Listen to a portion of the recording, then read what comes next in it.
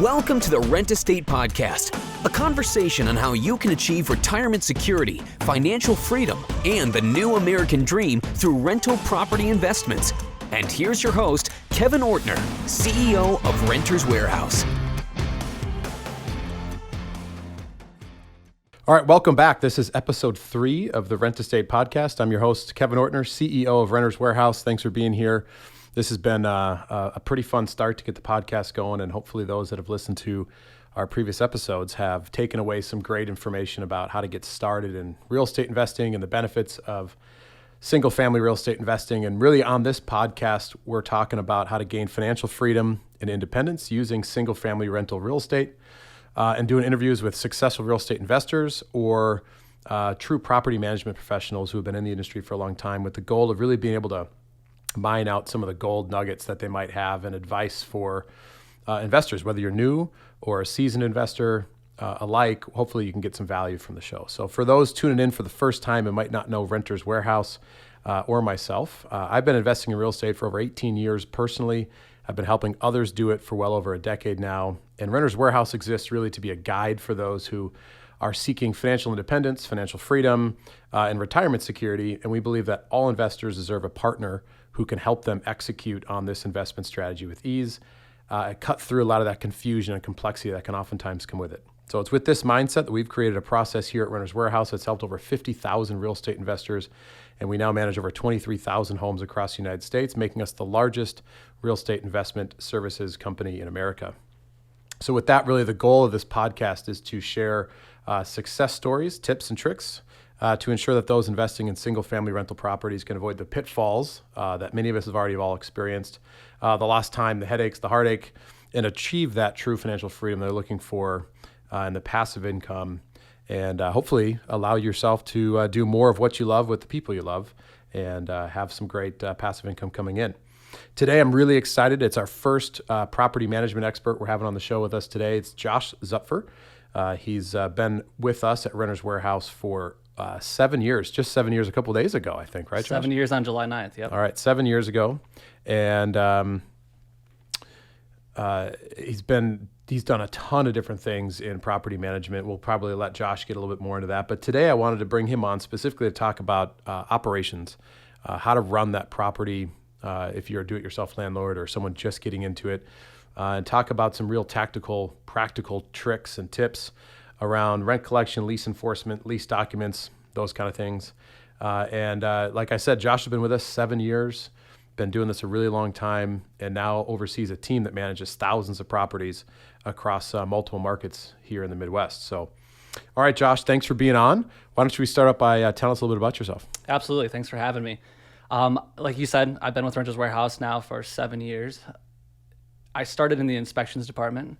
I actually interviewed with you as we were discussing prior here that when I started, I was really interested in the property management business. I didn't know a lot about it. I came down and interviewed with an intent. I think I can say this now, being here for 7 years, that the intent wasn't to stay for 7 years. Right. But now that I've seen the culture and the overall goal and values of Renters Warehouse, it's been a great journey. I started the inspections, like I was saying, for 3 years, and after that, I moved to maintenance. We needed a director of maintenance for our Minneapolis office, and after a few months of that, it was a very short time, if I recall, we went out to our national platform, and we started to acquire our franchisees back. Yep. And we had to kind of adjust on the fly and figure out a national platform to organize maintenance and process maintenance. So we learned a few things from that. We had some trials there and error, but overall, I think it went pretty well. And then, as you stated, as we acquired these offices back, we had the need, we had the need to have oversight in those markets to ensure that processes were being followed, that we're consistent in all markets, and that we're working alongside our centralized services here in Minneapolis. So that's also been quite the process to try to understand each individual market's differences and try to ensure that they intertwine with what we're doing here in Minneapolis. So. Yeah. So yeah, you've been around a long time. Our business has only been around 12 years, and you've been here 7 of that, so more than half the time. And obviously, you've been integral in really our national expansion and growing markets across the country, which I think gives you a unique perspective on how markets can vary, right? And I field these questions a lot around, pitfalls to watch out for real estate investors or people that are doing property management themselves. And one of the things I always talk about is ensure that they're educated about local laws, ordinances, state, federal, local, neighborhood, HOA, all that kind of stuff. How much do the rules that landlords have to play by really vary from state to state or even city to city? Yeah, I think that they vary more than most people think. When it comes to the timeliness to respond to maintenance requests, the timeliness to simply process a disposition or security deposit. Just a simple example is in Atlanta, that's 3 days. Right. We had to adjust our process quite a bit just to adhere to their timelines, where in Minneapolis or those larger markets, it's 21, 30, or even 45 days. So right. It varies quite a bit. Yeah.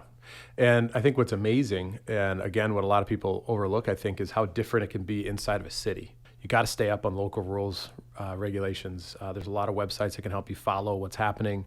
But the first place to look is really for your state landlord-tenant handbook. Most call it the landlord-tenant handbook. Some others have a little bit of a different name. But if you Google it or go to your state's regulatory agency around housing, you can find that. And at least gives you the state guidelines. But if you're in a certain municipality, you also need to dive in and understand licensing requirements and other things that might come along with it. And staying up on that is really, really important. Obviously, at Renters Warehouse, we do that for our clients, but it's just one of those things that people need to be aware of, right, and stay up on. So I was really excited to have you on today, Josh, to talk a lot about lease agreements, issues you've seen in your 7 years of doing property management, interacting with homeowners, landlords, and tenants around, the lease documents, some common mistakes that maybe DIY landlords are making when it comes to lease agreements, but also around, I think, one of the pillars of renting out a home to a tenant is collecting the money, collecting the income, and that rent collection piece, right? And that's one of the big things that we obviously do is collect rent, make sure rent's coming in on time, get that out to our property owners. For people who are managing property themselves, acting as their own landlord, what are your top tips for rent collection to ensure that process goes well and that income's flowing in every month? Emotions.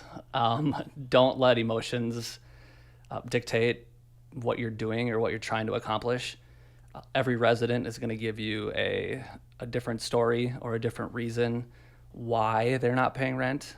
It's important to understand that, some may be true.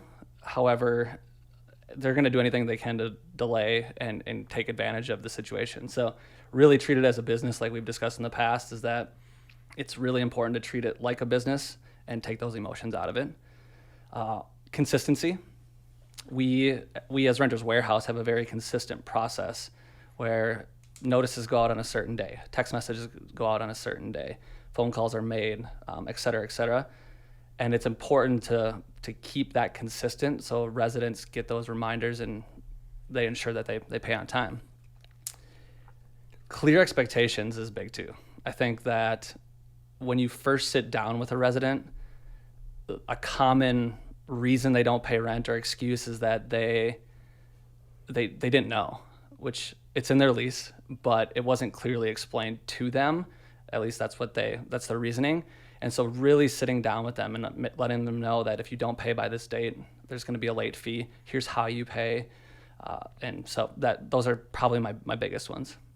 I like those. Emotions, consistency, and expectations. I think so much of managing a rental property, really it's more people management than it is property management, right? And managing Absolutely. behavior of people and setting right expectations and communicating clearly. And I think that's what all three of those things wrap into is emotions. Again, communicating clearly and not being emotional about it. It is a business. Being consistent about what you're doing and then setting the right expectations. And so let's dive into those a little bit. Setting expectations, I think, is probably one of the top ones, right? I don't know that you necessarily put these in any particular order, but when I look at your list you put together, expectations is huge. And that, I think, flows into the next conversation we'll talk about, just around lease agreements and things like that as well. But setting those expectations up front for your new resident that's moving into your home around when rent's due, that you actually expect it to come in, all the different ways that they can pay, what's going to happen if it doesn't come in on time, from late fees to potential evictions, like all that kind of stuff. I think oftentimes landlords take that too casually when people are moving, because they don't want to be the big bad guy. They want to have a good relationship with their tenants, so they don't want to start it out on what's a negative note. But I think how you have that conversation doesn't have to make it negative at all, right? It's about, how can I set clear expectations? And the conversation with your new resident is, hey, just so we're on the same page, here's how it works. Here's what your lease agreement says that you signed. Rent's due on the 1st. It's late on this day. There is a late fee. I do charge it. So just, make sure it's in. Here's all the different ways you can pay. If you have an issue, please call me, and start the communication process. But then on the backside of the expectations is that consistency piece. And so what do you mean by consistency? Consistency in which we are sending notifications. So, and the message that we're delivering. It's Right. that we don't want to charge you a late fee. Right. We want you to pay on time. Right. We want to be in a good spot with you, so we don't have to take it to the next level. Right. And so that's what I mean by consistency. It's just making sure that we're not giving them a message different every single month, and ensuring that they know that we're here to ensure that they're paying on time. We don't want to do those negative things to impact our relationship. Yeah, I think for folks out there, again, managing things themselves, doing their property management themselves, this can be hard. I used to manage homes myself. Before I got involved with Renters Warehouse, I had my own portfolio and I'd manage them, and was working full time, had a career, kind of doing this on the side, growing my investment portfolio and managing my homes myself. And I was a pilot, so I was always flying around the country doing things. And when the first rolled around, I'd start to watch some rent come into the bank or come into the mail back then, probably, and get those rent checks, and would realize one of my tenants hadn't paid yet. It was the 5th and it was late, and hey, I got to give them a phone call or shoot them a text or whatever, right? And then I'd go on a trip and I'd forget for a couple of days. The next thing I know, it's like the 9th or the 10th, and they still haven't paid. I haven't communicated with them, and it starts to set an expectation with the tenants of like, hey, I can kind of get away with pushing this payment a little bit, right? And for people who might be tight on money one month, or maybe someone who consistently lives paycheck to paycheck, ordering the priority of which they pay things generally comes by what kind of pain or ramification comes with when I pay it, right? So, well, I know my auto payment, they're going to call me the day it's not paid, and it's going to get really annoying and frustrating because they're professional collectors. I'm going to pay that because I never really hear from my landlord till like the 15th kind of thing. And so that consistency on, it was due on the 1st, it's late today, and a communication goes out, right? And saying, hey, don't have your rent, make sure you get it in. Once that happens a few times, I think it conditions tenants that they say, okay, like this my landlord is paying attention, and my landlord expects it to come in on time, and I kind of need a place to live. I want a roof over my head. I'm going to prioritize this in front of something else. Right. And then the way you communicate is also a big thing, depending on who your renter is, right? If you have a 21-year-old that recently out of college that doesn't respond to phone calls very well, we find that text messaging is one of our most effective ways of communication. Nobody wants to pick up a number they don't know. And so it's finding the best way to communicate, whereas you're probably not going to send text messages to, 65-year-old who's living in your property that probably isn't going to respond to that. So just really understanding your clientele and how to communicate best with them. Makes a lot of sense. That's awesome. So rent collection tips from Josh Zupfer. Don't get emotional about it. Keep the emotions in check. If your tenant's not paying, it's not personal. Work through it as a business. Owning and managing and growing a rental portfolio is a business, and treat it as such. I think that's super important. Be consistent with how you are collecting rent, when you're contacting people, how you're contacting people. Be flexible about that yourself, and then set good expectations when your residents are moving in, and you're going to set yourself up for success. And later in this series, so this is part 1 of a 3-part series on the podcast here about really deep diving with property management experts. We're actually going to have here in a couple shows, we're going to have Mark Hansen, who's a market leader for us here in Minneapolis, talk about leasing homes and the importance of getting the right tenants in place. And I think getting the right tenant in place also plays into this rent collection piece a little bit, right? It makes it so much easier to, one, find the right person, and then two, set the right expectations with them. So be watching out for that one too. That's going to be coming through. All right, so someone rents their home, moving a new tenant in, they're setting the right expectations with them. Speaking of expectations, what should people be putting in their lease agreements, right? I'm sure that you've seen them, as I have, where I've seen people who we've taken over management for and they don't have a lease at all. It's a verbal lease agreement, and that's like the worst. Then I've seen the one-page lease agreements that really don't have much on there other than here's how much your rent is and when you're going to pay me. And then, we've seen the whole gamut all the way to Renters Warehouse 24-page lease that frustrates some people. Written on a napkin. Right. Written on a napkin. We've seen it all. So what do you think are some of the most important things to actually be included in that lease agreement that should be written, right? Yeah, anything involving funds or money is big. And not only written within the lease, so you can have your rent amount, your holdover amount, your fees, but having them pulled out in a good spot where the resident can clearly see them. So what I mean by that is like a deck page or something that they can look at, refer back to, because no one's going to filter through a 30-page lease to really look to see, well, if I don't pay rent this month, what am I going to be charged? Or if I want to stay an extra month on month to month, what am I going to be charged? So I think that's really important, is to pull it out to set them up for success there, and that they can refer back to something. Also, clearly define responsibilities for resident and landlord when it comes to things like lawn care, maintenance. Are they responsible to clear their own drains? Are they responsible to replace like window treatments, stuff of that nature? And then utilities. The amount of calls that you can get on utilities is mind-boggling. And it really comes down to not just blanket utilities, down to every single utility. Mm-hmm. Who's the provider, utility number, account numbers if you can get them. Is it through an HOA where they might have some involvement, but really setting getting those clearly defined and going over those with the resident is very important. Okay. I think that makes sense. Fees, obviously important. Having a one-pager that shows all of the fees that are involved: security deposit, monthly rent, late fees if you're going to charge it. If there's other monthly fees that are associated with the property, pool fees if you're an agent, whatever it might be. One page makes total sense. Who's responsible for what and responsibilities, breaking that out around lawn care or other kind of maintenance items.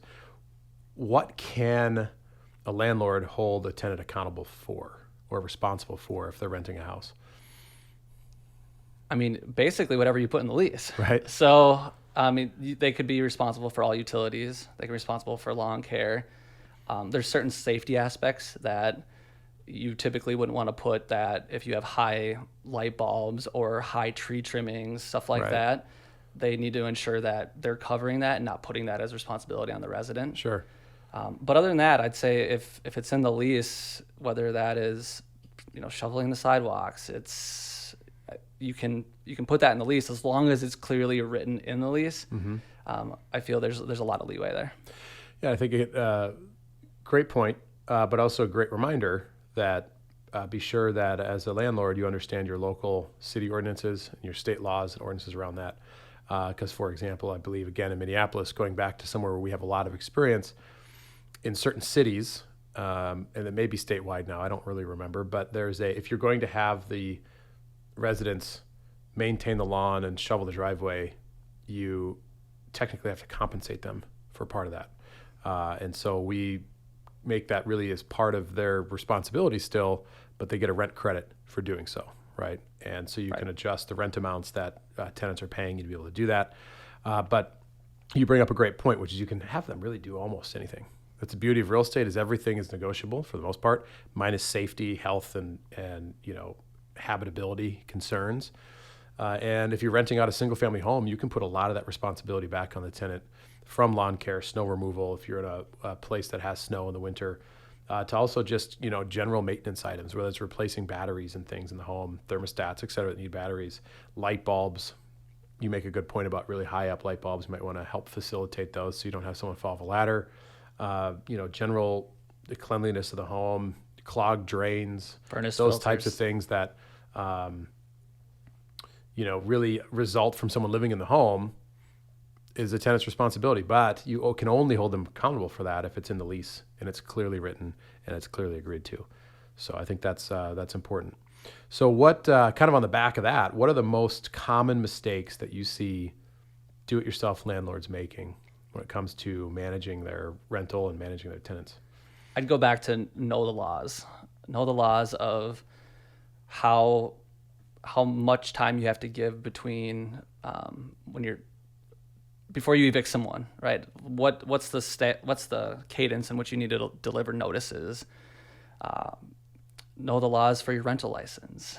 Is it something that you can get a temporary one prior to, and then move a resident in? Or if you move someone in without it, are you going to get dinged pretty hard for not having it? Just basic city ordinance laws are very, very, very important because it can cost you a lot more in the long run if you don't know them. Right. One big one that I would say is prepping your property for rent. I think a lot of landlords think that the property's in a condition that the resident takes as is, and in most leases, at least in ours, is that you take it as is, but as soon as that resident moves in, they're going to find stuff and they're going to push to get it done. Mm-hmm. And so I think upping your standard a little bit on maintenance and improvements prior to moving someone in will save you a lot of headaches in the long run. Right. And once that resident's in there, then you have the habitability issues, you have the bigger issues that you have to really lean on the local laws and regulations to kind of bounce around and jump through hoops. So. Yeah, let's focus on that one for a minute, because I think that's so important. And we get it a lot. We talk about it a lot. We see it a lot. I've talked to people about it a lot. And it's have your property in rent-ready condition before you start showing it and before your tenant moves in.